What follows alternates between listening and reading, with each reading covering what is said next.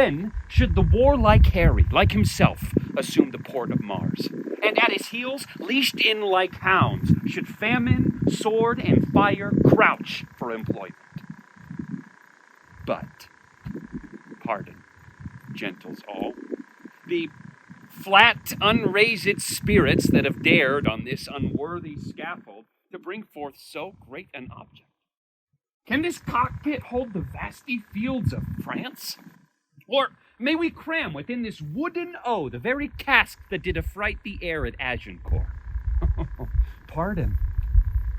Since a crooked figure may in little place attest 1,000,000, and let us, ciphers to this great account, on your imaginary forces work. Suppose within the girdle of these walls are now confined 2 mighty monarchies, whose high upreared and abutting fronts the perilous narrow ocean parts asunder. Piece out our imperfections with your thoughts. Into 1,000 parts divide one man, and make imaginary puissance. Think when we talk of horses that you see them, printing their proud hooves on the receiving earth. For 'tis your thoughts that now must deck our kings. Carry them here or there, turning the accomplishment of many years into an hourglass. For the which supply, admit me chorus to this history, who prologue-like your humble patience pray, gently to hear, kindly to judge our play. Of his bonds a coral made, those are pearls that wear his eyes. Nothing of him that doth fade, but doth suffer a sea change into something rich and strange. This island is mine. Mine! By Sycorax, my mother, which thou takest from me. When thou camest first, thou strokest me and made much of me. Wouldst give me water and berries in it, and teach me how to name the bigger light and the less that burn by day and night. And then I loved thee, and showed thee all the qualities of the island. The fresh springs, brine pits, barren place, fennel. Cursed be I that did so. All the charms of Sycorax, toads, beetles, bats, light on you. Abhorred slave, which any print of goodness wilt not take, being capable of all ill, I pity thee. Took pains to make thee speak, taught thee each hour one thing or other, when thou didst not savage know thine own meaning, but wouldst gabble like a thing most brutish, I endowed thy purposes with words that made them known. But thy wild race, though thou didst learn, had that int which good natures could not abide to be with. Therefore wast thou deservedly confined into this rock, who hadst deserved more than a prison. You taught me language. My profit on it is I know how to curse. The red plague read you for lending me your language. Hagseed hence, fetch us in fuel and be quick. Thou art best to answer other business. Shrugg'st thou malice? If thou neglect'st, or dost unwillingly what I command, I'll rack thee with old cramps, fill all thy bones with aches, make thee roar that beasts shall tremble at thy din. I do beseech ye, if you bear me hard now, whilst your purpled hands do reek and smoke, I shall not find myself so apt to die. No place will please me so, no means of death, as here by Caesar and by you cut off, the choice and master spirits of this age.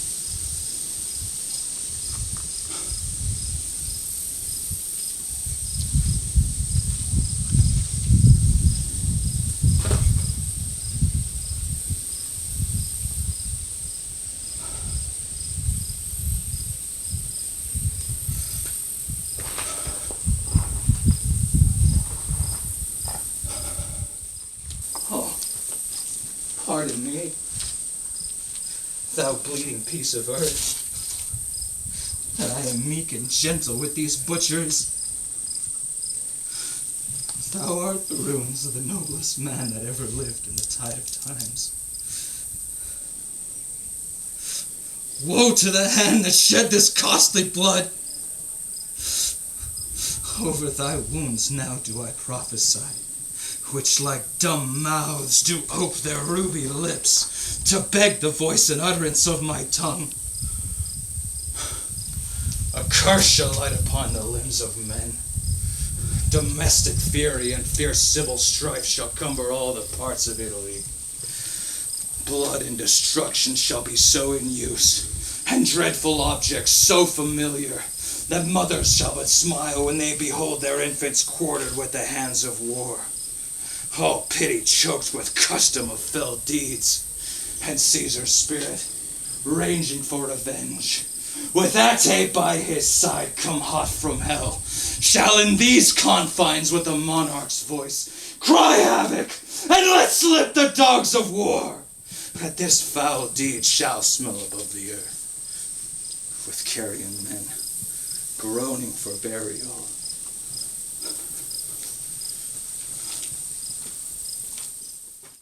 The poor soul sat singing by a sycamore tree.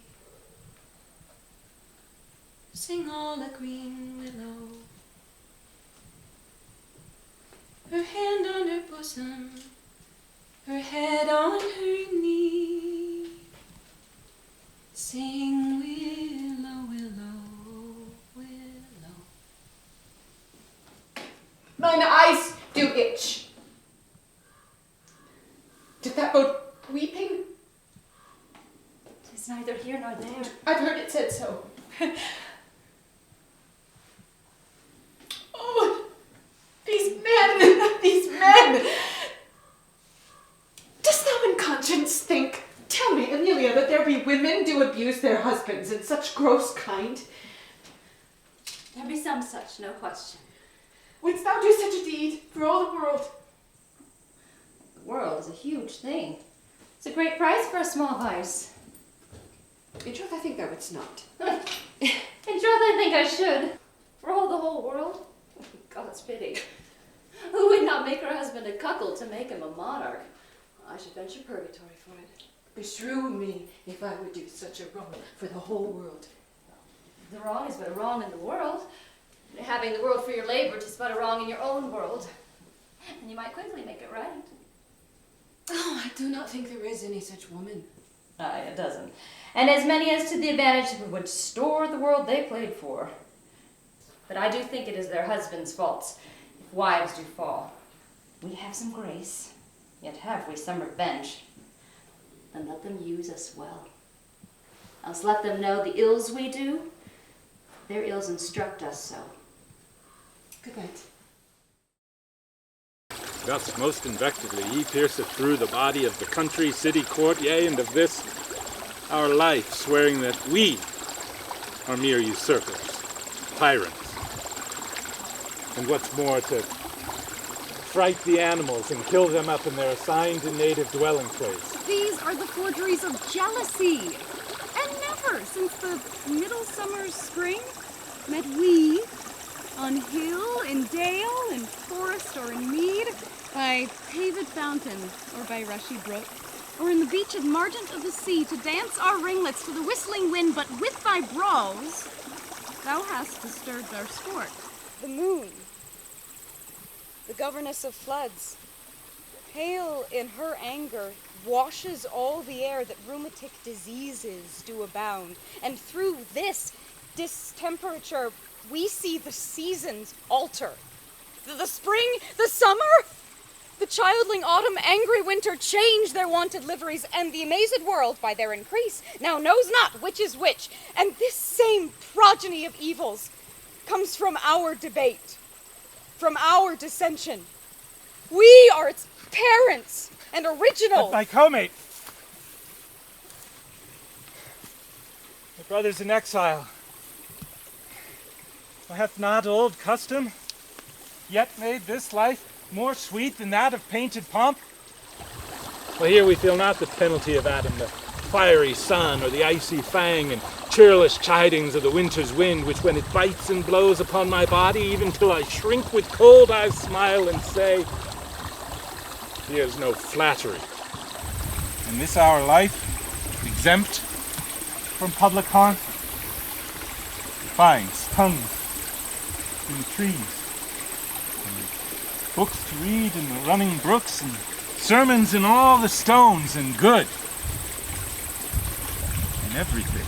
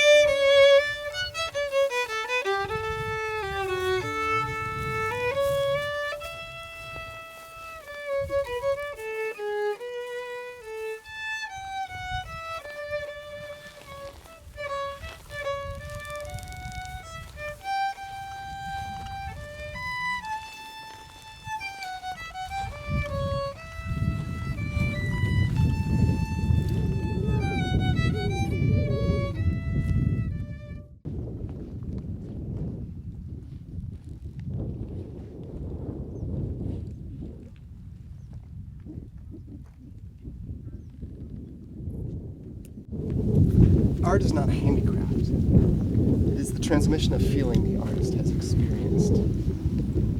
So said Leo Tolstoy. Painting is realizing one's sensation. Paul Cézanne. Aye, there's the rub. William Shakespeare, of course.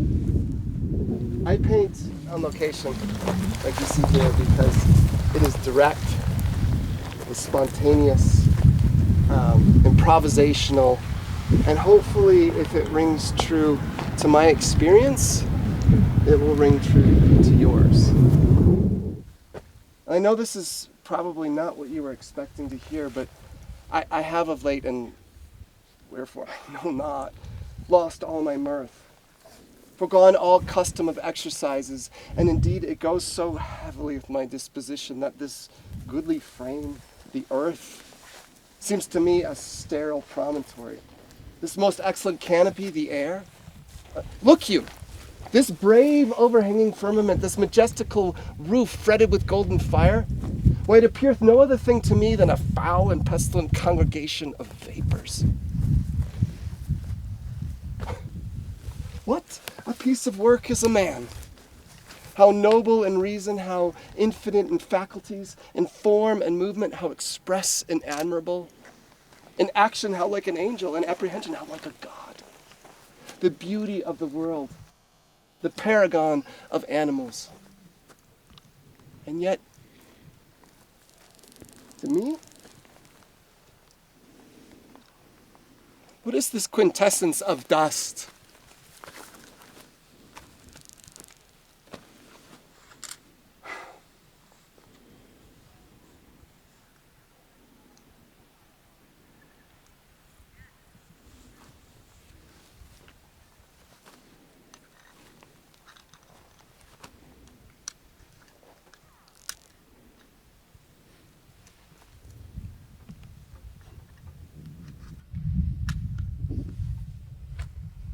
Like as the waves make toward the pebbled shore, so do our minutes hasten to their end, each trading place with that which went before, in sequent toil all forwards to contend. Nativity, once in the main of light, crawls to maturity, wherewith, being crowned, crooked eclipses gainst his glory fight. And time that gave doth now his gift confound. Time doth transfix the flourish set on youth, and delves the parallels in beauty's brow, feeds on the rarities of nature's truth, and nothing stands but for his scythe to mow. And yet, to times and hope my verse shall stand, praising thy worth despite his cruel hand.